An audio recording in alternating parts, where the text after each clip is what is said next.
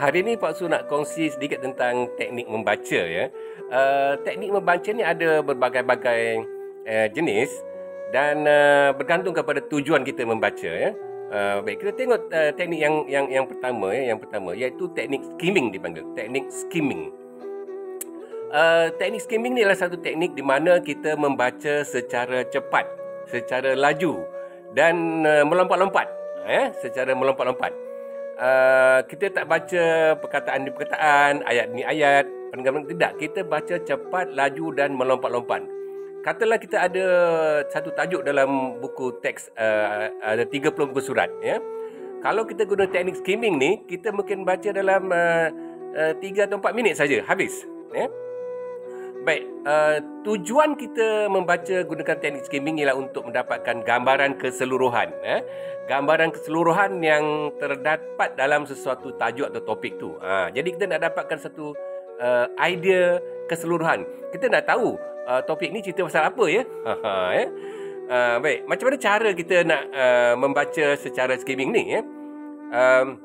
Pertama kita tengok tajuk. Yang kedua kita boleh tengok sub topik dia. Katalah buku tu 30 buku surat, mungkin ada 5 tajuk kecil ya. Jadi kita tengok tajuk kecil 1 pasal ni, tajuk kecil 2, 3, 4. Jadi kita dah ada idea dah. Tajuk ni ada 5 tajuk kecil ya. Kemudian kita tengok graf, jadual ya, gambar raja, ilustrasi ya, secara sepintas radu untuk dapatkan idea dia nak cerita pasal apa. Ya.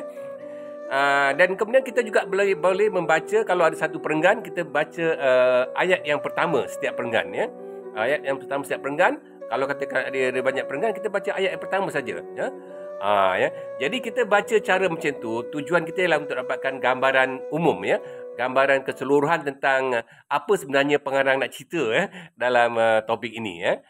Macam kita baca surat khabar, kita banyak baca secara skimming kan, kita lompat-lompat. Kita baca artikel katakan tertentu bila kita nak buat satu penyelidikan, kita nak buat satu writing dan sebagainya. Kita banyak benda kita nak baca, jadi kita baca secara skimming dulu ya. Ada cara lain kita nak membaca, nanti kita share pada masa yang lain. Okey, jumpa lagi. Terima kasih.